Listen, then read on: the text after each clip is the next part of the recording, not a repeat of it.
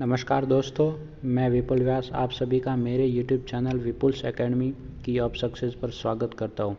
दोस्तों, आज हम राजस्थान एजुकेशन डिपार्टमेंट की तरफ से हुए प्रथम परख के कक्षा 8 के विज्ञान विषय का पेपर हल करेंगे। चलिए दोस्तों शुरू करते हैं। पहला पेपर है, एक ही स्थान पर बहुत अधिक मात्रा में एक ही प्रकार के पौधे उगने को क्या कहते हैं। दोस्तों, एक ही स्थान पर जब बहुत अधिक मात्रा में पौधे उगते हैं तो उसे फसल कहा जाता है। तो दोस्तों पहले का उत्तर होगा फसल।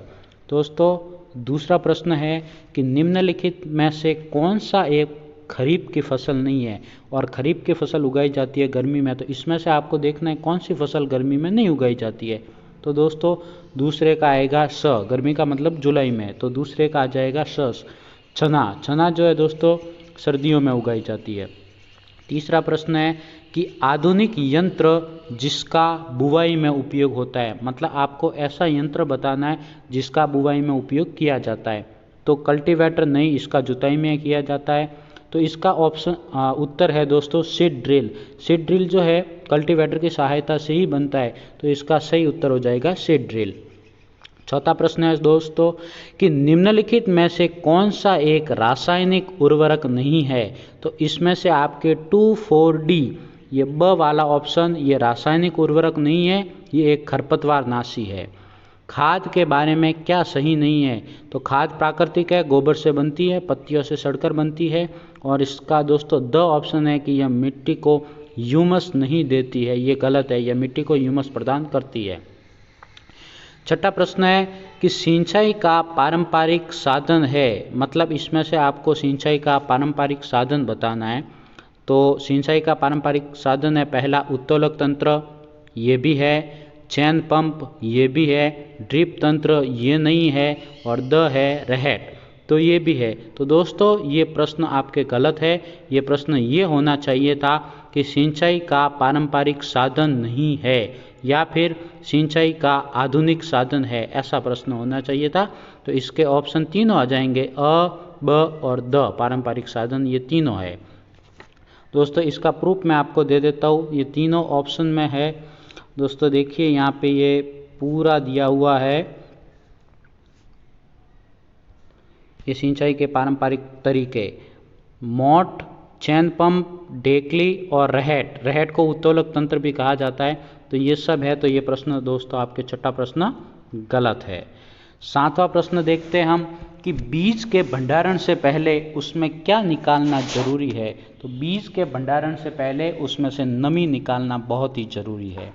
आठवां प्रश्न है कि मिट्टी को पोला करने के लिए किसका उपयोग करते हैं। तो मिट्टी को पोला करने के लिए हम हल का उपयोग करते हैं।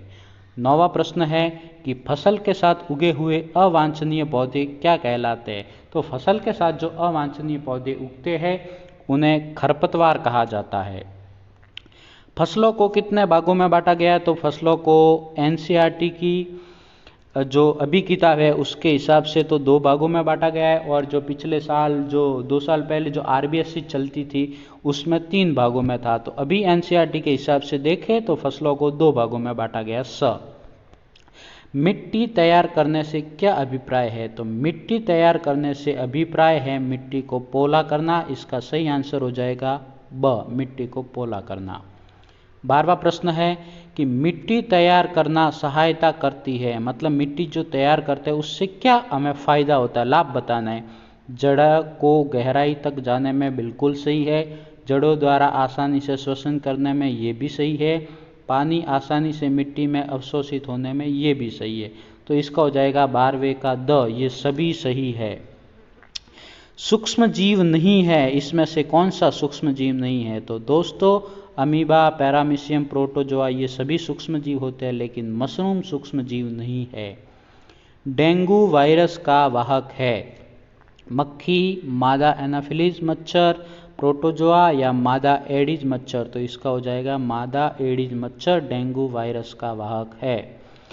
कौन एक प्रतिजैविक नहीं है, मतलब इसमें से एंटीबायोटिक कौन सी नहीं है। तो गरम मसाला, चीनी, तेल व सिरका और नमक, ये आपके सारे ऑप्शन गलत है। ये प्रश्न होना चाहिए था कि कौन सा एक खाद्य परिरक्षक नहीं है, क्योंकि ये जितने भी दिए हुए इसमें से 3 खाद्य परिरक्षक है, तो ये आपके गलत है। 15वें का अगर ये प्रश्न ऐसा होता कि कौन सा एक खाद्य परिरक्षक नहीं है, तो इसका सही उत्तर हो जाता कि गरम मसाला खाद्य परिरक्षक नहीं है। ये प्रश्न गलत है दोस्तों, 15वां प्रश्न।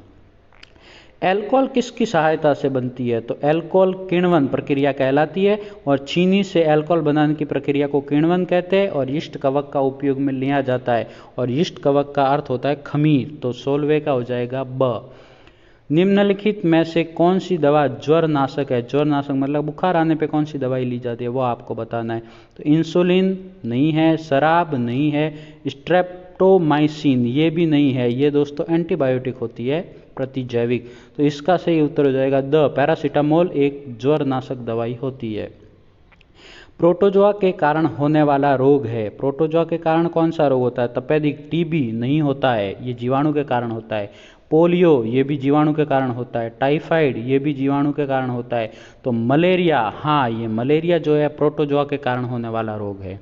निम्नलिखित में से किस सूक्ष्मजीव में क्लोरोफिल होता है? क्लोरोफिल दोस्तों, क्लोरोफिल हरे रंग का किस में होगा? विषाणु, कवक, शैवाल या उपरोक्त सभी में। तो इसका सही उत्तर हो जाएगा शैवाल में पाया जाता है ये क्लोरोफिल। कवक के कारण होने वाला रोग है। कवक के कारण कौन सा रोग होता है? तो कवक के कारण खसरा नहीं होता है, चिकन पॉक्स नहीं होता है, पोलियो नहीं होता है, दाद होता है कवक के कारण। तो 20वें का हो जाएगा आपके स।